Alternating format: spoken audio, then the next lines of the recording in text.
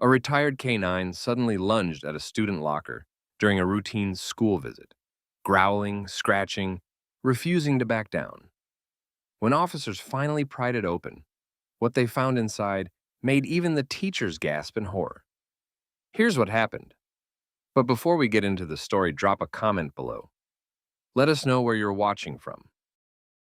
It was supposed to be just another Wednesday morning at Westfield High, the kind where nothing big ever happens and the biggest drama is someone forgetting their history homework or tripping over their untied laces between classes. The hallway buzzed with adolescent energy, lockers slamming shut in a syncopated rhythm, sneakers squeaking against the polished linoleum, and a chorus of overlapping conversations about upcoming quizzes, cafeteria pizza, and who liked who all bouncing off the beige walls. Teachers strolled past with half-empty coffee mugs and tired eyes, trying to keep the morning chaos at bay. No one noticed the moment the energy shifted, the way the air thickened like a brewing storm, until it was too late. Shadow, the school's newest celebrity, the retired K-9 officer turned emotional support dog, was trotting beside Officer Ramirez, leash slack in the man's hand as the two made their way toward the auditorium for the day's scheduled safety demo. Students laughed softly at the sight of the grizzled German shepherd with the scar along his flank and the milky sheen in one eye, pointing and whispering like he was a living piece of history, which he was. They didn't know about the medals or the missions. They didn't know how many lives he'd saved. To them, he was just a cool dog. But then, without warning, Shadow stopped. Not like a pause or stumble. He froze mid-stride with the kind of stillness that doesn't belong in the body of a living creature. Every muscle in his frame locked tight, ears flicked forward with surgical precision, and his nose twitched violently as he lifted his head like he'd caught the faintest whisper of something the rest of them couldn't smell. Officer Ramirez noticed immediately, his brow tightening, hands slowly wrapping around the leash. "Shadow?" he asked quietly, his voice more instinct than thought. But the dog didn't respond. His eyes were fixed, laser-locked on one spot like it held a secret he needed to uncover. Locker 43. A perfectly ordinary locker. Halfway down the junior wing, indistinguishable from the others except for a dent near the bottom and a faded sticker of a band no one listened to anymore. But Shadow wasn't interested in stickers. He was focused, rigid, his breathing shallower now, his stance defensive. Students nearby started to giggle, nudging each other and whispering that the dog was acting weird. One girl raised her phone to record. A teacher poked her head out of a classroom, puzzled. But none of them felt it yet. The pressure building in the space between heartbeats, the sensation that something was horribly wrong and just hadn't revealed itself yet. Officer Ramirez crouched slightly, placing a hand on Shadow's shoulder, and felt the tremble running through the dog's frame. This wasn't random. Shadow wasn't reacting for show. He was trained, disciplined, and deadly serious. Ramirez's stomach dropped as he followed the dog's line of sight. Locker 43. Something about it made the world tilt ever so slightly on its axis. And in that instant, as if the hallway itself recognized the change, the noise seemed to collapse inward.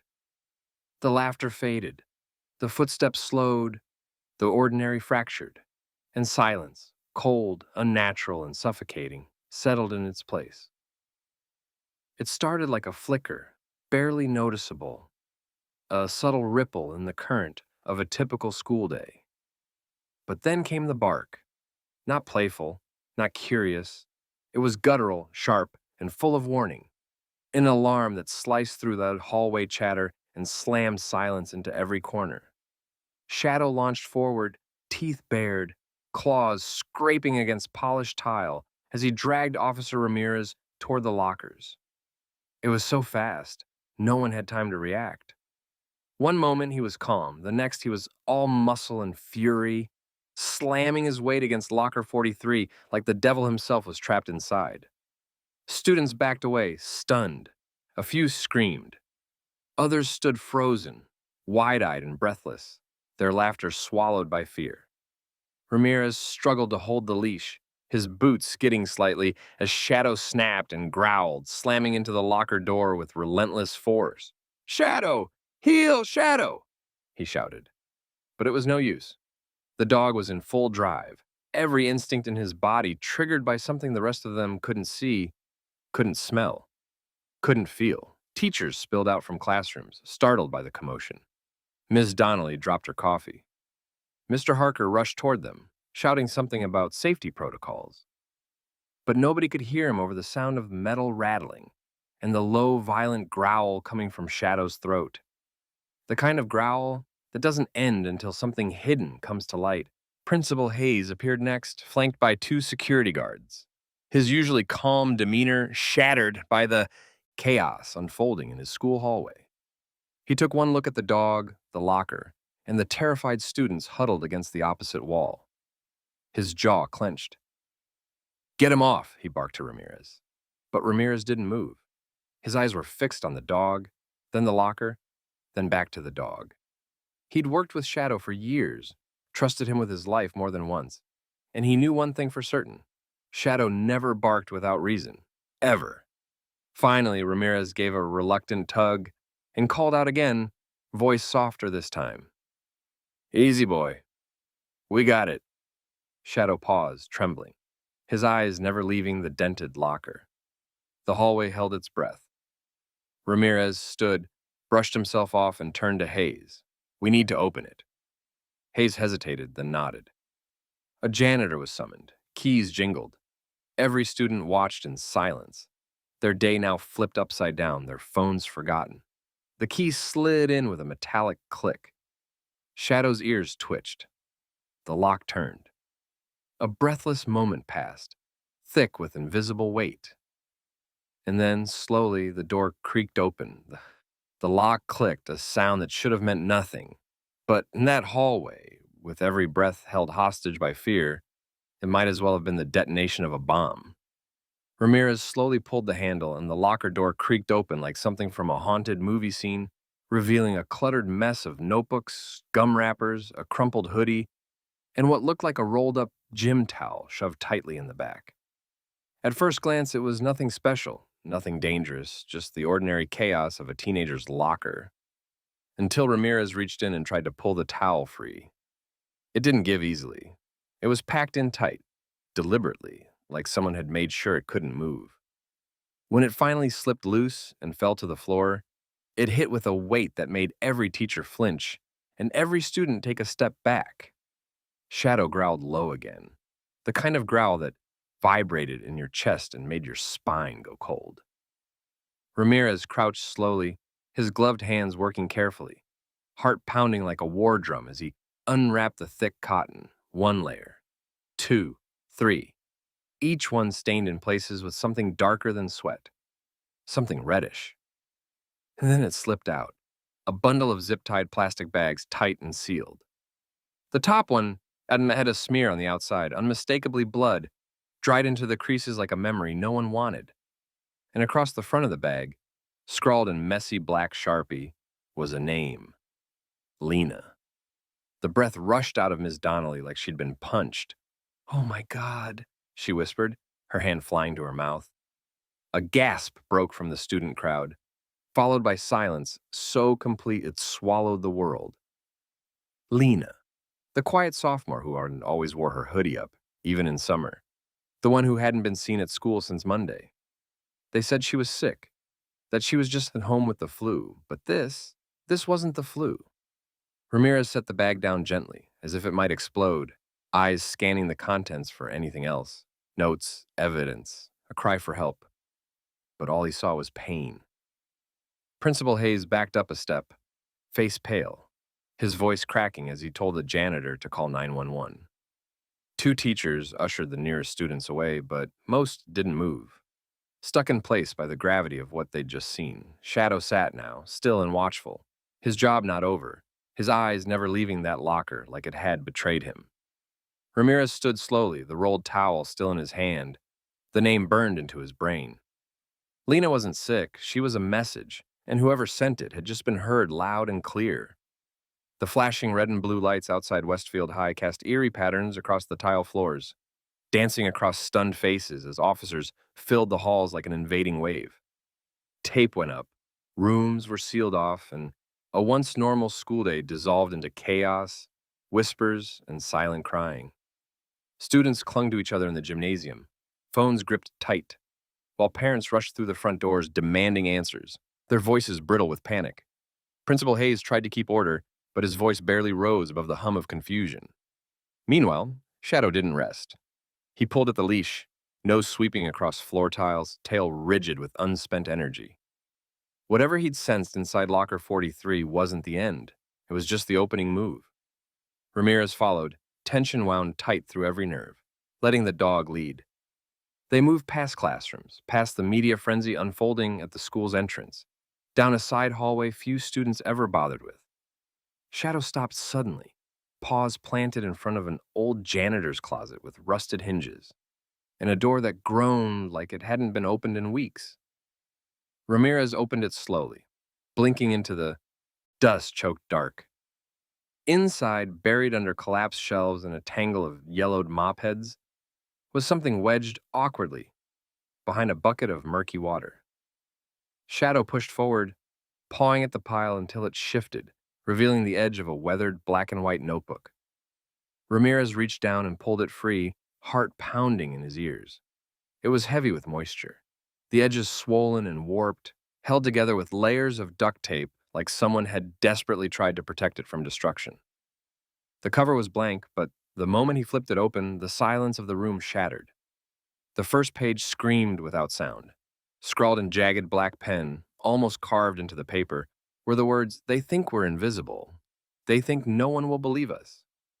Below it, circled in red, was a single name, Lena. Ramirez's fingers trembled as he flipped the pages. What he had found inside wasn't just a diary. It was documentation, entries in different handwriting styles, different pens, each signed with a first name, or sometimes just an initial. These weren't stories.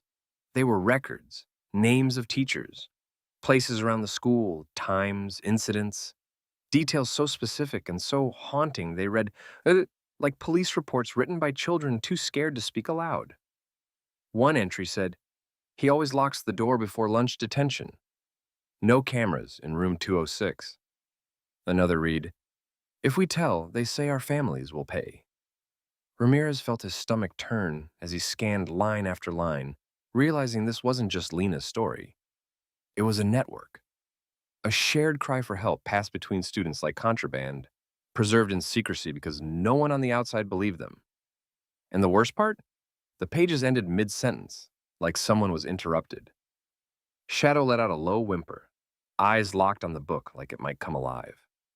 Ramirez tightened his grip, his jaw set hard. Whatever had been going on at Westfield High had been hidden in plain sight, and someone had tried to silence it, but Shadow had found the voice they couldn't bury. Not this time. The old gym had always felt like a relic from another time, its faded banners hanging limp from the rafters, its cracked wooden floor echoing with the ghosts of forgotten games, and its rusted bleachers pushed back like folded secrets.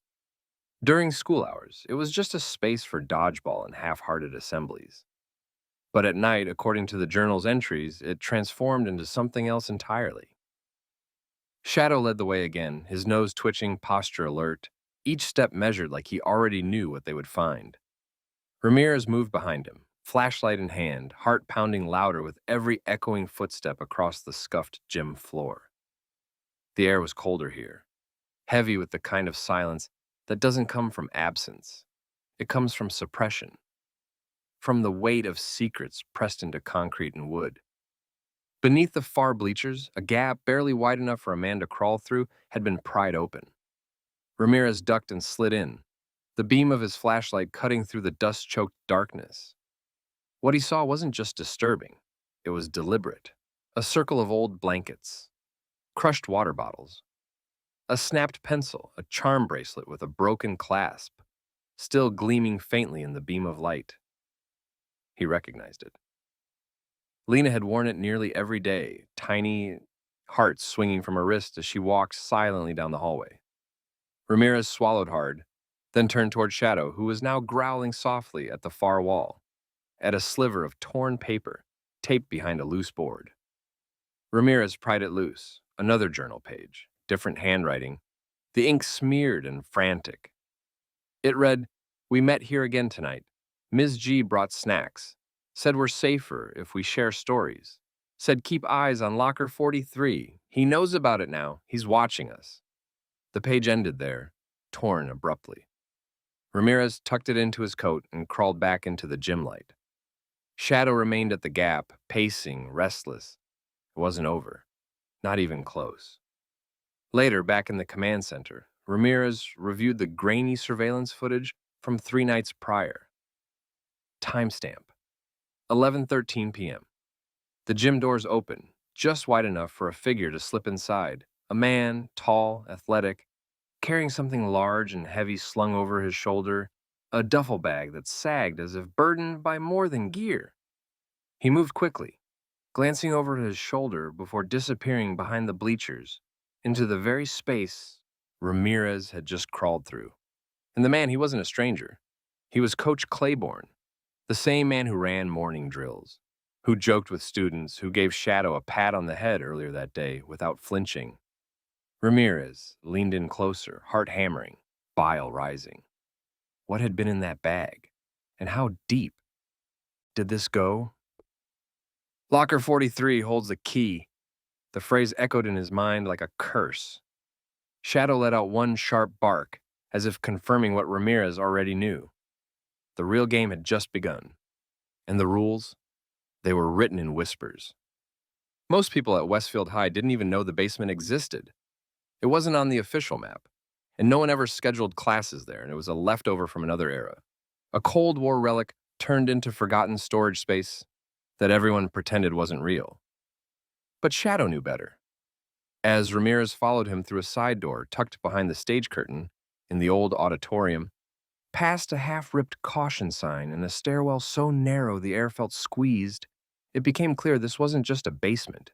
It was a tomb. Each step creaked beneath their feet like a warning whispered from below. The air grew colder, thicker, saturated with damp concrete and something sharper, something that made Shadow's ears twitch and his lip curl into a low, steady growl. The flashlight beam danced across crumbling walls, rusted pipes, and graffiti that looked decades old. But then the dog stopped. In front of them stood a utility door, newer than the others, its handle scratched and its bolt hanging half loose. Someone had been here, recently. Ramirez gripped the door and pushed it open, the hinges groaning as stale, chemically tinged air poured out. The room on the other side was small, barely wide enough for a cot, a cabinet, and a folding chair. But it wasn't the size that made Ramirez freeze. It was the details. On the cot, barely covered by a stained blanket, was a journal, its cover identical to the one they'd found behind the mop heads. Duct-taped edges, warped pages, a lifeline.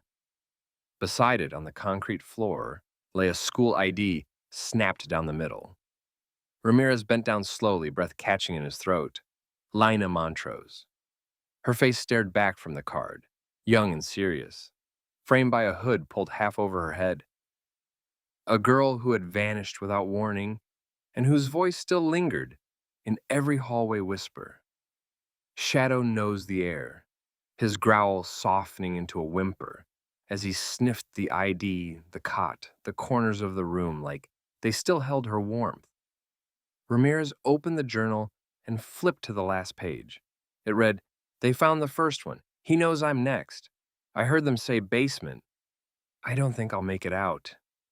The ink smudged at the end, as if the pen was ripped from her hand. Ramirez swallowed hard, heart pounding. This wasn't hiding. This was captivity. A safe room turned into a cage. The cabinet held 2 protein bars, an empty water jug, and a blanket soaked in bleach. The smell so strong it made his eyes sting. Someone had tried to clean this place, to erase something, but they'd missed the scent. They'd missed Shadow. Ramirez turned slowly, scanning the walls. Scratches, tiny ones, fingernail marks. A message carved beneath the cot in frantic, jagged letters. Trust no one, not even him. Ramirez's breath hitched. Who was him? His fingers clenched around the journal. Shadow let out a soft, alert bark, turning his gaze toward the stairwell. Ramirez followed it, heart sinking with every thud in his chest. Somewhere above them, someone was coming. And whoever it was, they knew this basement wasn't forgotten anymore. For years, Mr. Claiborne had been the kind of teacher students talked about in group chats with heart emojis. He wore sneakers that matched his hoodies, blasted music before class, and had a talent for turning boring lectures into TED Talk moments. Parents loved him too. Charismatic, involved, always the first to chaperone dances and coach after-school events.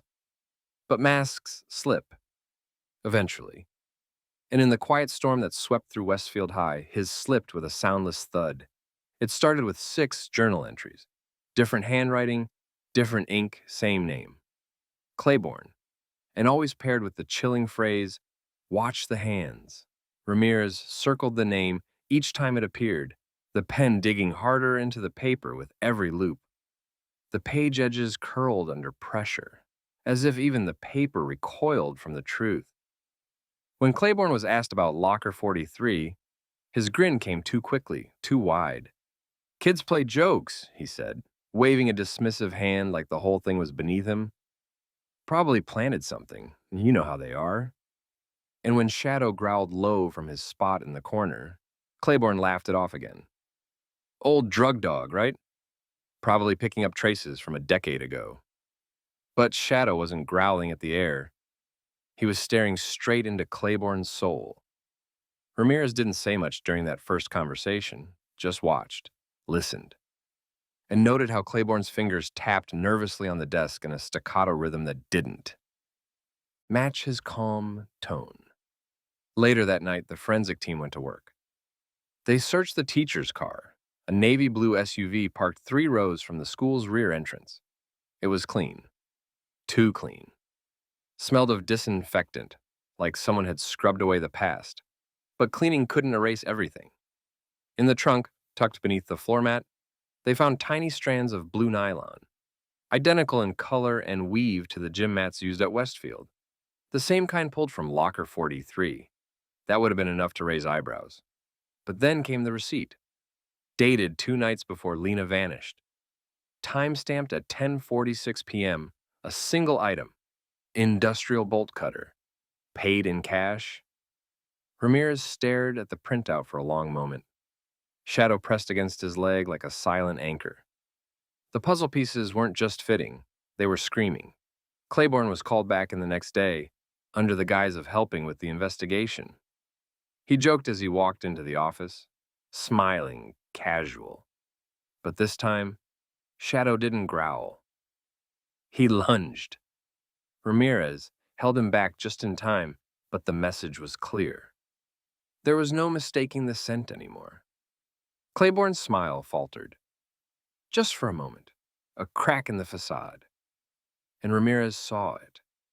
Saw the guilt bleeding through the charm like rot beneath polished wood. Shadow sat down slowly, his eyes never leaving Claiborne's. The room felt colder, the truth heavier. The cool teacher wasn't so cool anymore. He was something else entirely, something dangerous. And he'd just realized the dog wasn't going to stop until every secret he buried clawed its way back into the light.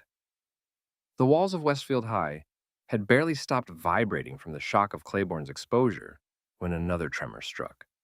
Quieter, more delicate, but no less devastating. It came in the form of a second journal, unearthed by a freshman music student looking for sheet music in the back of the instrument storage room. Tucked inside an empty flute case, wrapped in a torn scarf that still smelled faintly of lavender, was the same kind of duct-taped composition notebook. But this one didn't start with fear. It started with kindness. Ramirez flipped the cover open and immediately recognized the first page's handwriting. Neat, slanted, measured. The same cursive he'd seen on old homework returned by a teacher whose signature always included a smiley face, Ms. Green. The one with soft eyes and warm tea and a voice that barely rose above a whisper. The one who remembered everyone's birthday and stayed after class when a student cried. But now her writing was frantic, less composed, each page a descent into fear. "They know I've been taking notes," one entry read. "I told Lena she could trust me. I thought I could fix this quietly." Another page, marked in red ink like a teacher grading her own pain, said, "He caught me looking at the locker. He smiled. I don't think it was just a smile." Ramirez read in silence as Shadow lay curled at his feet, tail twitching with unease. Every other page mentioned Lena, descriptions of bruises, of whispered conversations in empty classrooms, of after-school meetings where frightened girls passed stories like contraband. And then the final entry, dated exactly 1 week ago. "They've moved Lena. I heard them say 43 is her last stop. I'm scared." It was the last thing she ever wrote. Because 5 days ago, Ms. Green didn't show up for work. No call, no text, nothing. At first, they thought maybe she had a breakdown, that the stress had caught up with her. But when officers visited her home, they found no signs of struggle, just eerie stillness. Her car was still in the driveway. Her front door was locked from the inside. Her phone sat charging on the kitchen counter. The kettle was half full. The keys hung by the door. It was as if she'd vanished in the middle of a thought. Ramirez walked the house himself, opened the fridge, noticed her peppermint tea steeped in a cup by the sink, cold and untouched. It wasn't abandonment. It was erasure. Someone had wanted her gone, silently, permanently. And now, staring down at her final words, Ramirez felt the creeping dread that Ms. Green hadn't just been documenting the truth, she'd been trying to warn them. 43 is her last stop. The phrase rang louder now, more urgent. What had Ms. Green heard that night? And who else had been listening? Shadow shifted beside him, ears alert, body tense. The storm wasn't over, it was just hitting its second wave. And this time the good ones were disappearing. The days that followed were a strange limbo. Teachers smiled too tightly, students spoke in whispers, and Officer Ramirez never let Shadow out of his sight. But the dog was restless. He paced constantly, eyes flicking toward doors no one used, ears twitching at sounds no one else noticed. He didn't sleep much. Neither did Ramirez. Every corner of the school felt like it might be hiding something else, some leftover thread waiting to be pulled. But it wasn't until just before sunrise, on the fourth day, that Shadow finally locked onto something real. It started with a low whimper, a soft whine that turned into a scratch at the back door of the station house. Then came the bark, sharp, urgent, like a fire alarm, carved out of instinct. Ramirez didn't hesitate. He threw on his jacket and followed Shadow out into the biting cold morning air, the dog pulling hard on the leash with singular focus.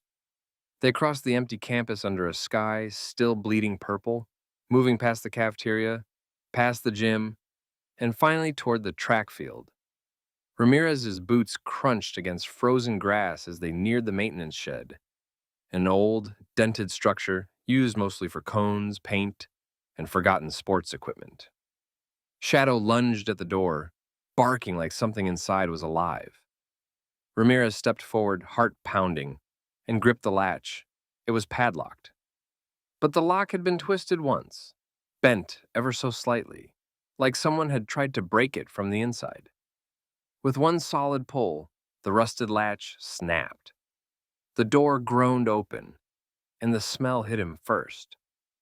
Not rot, not death, but sweat, bleach, and fear.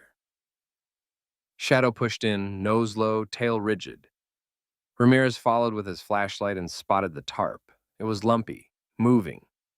He dropped to his knees and yanked it back, and there she was, Ms. Green, alive, barely. Her face was pale and streaked with grime, lips cracked, eyes wild with disbelief. Her wrists were bound with zip ties, her breathing ragged, every inch of her trembling as the light hit her face. But when she saw Shadow, something broke inside her. She collapsed forward into him, sobbing uncontrollably, clinging to the dog like he was the only solid thing left in the world. "He knew I was here," she whispered hoarsely through tears. "I heard him every day, scratching, barking. He didn't stop." Shadow licked her face gently, as if to say, "I told you I'd find you." Ramirez called for backup, voice tight with emotion, eyes scanning the shadows as though whoever had left her here might still be watching. Paramedics arrived minutes later and gently lifted her onto a stretcher. But before she was wheeled away, she gripped Ramirez's hand with surprising strength. It was Claiborne and someone else. I couldn't see the face, but they knew everything about the journals, about Lena. She looked down. They said the locker was just the beginning. Ramirez nodded slowly, jaw clenched, the weight of it all anchoring him to the cold ground.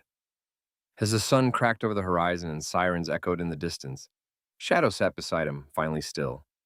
He had followed the scent trail to the very end, and now the truth had a witness, a voice, and soon it would have justice. The gates of Westfield High creaked open beneath the morning sun, but this time the air felt different, heavier with truth, lighter with hope.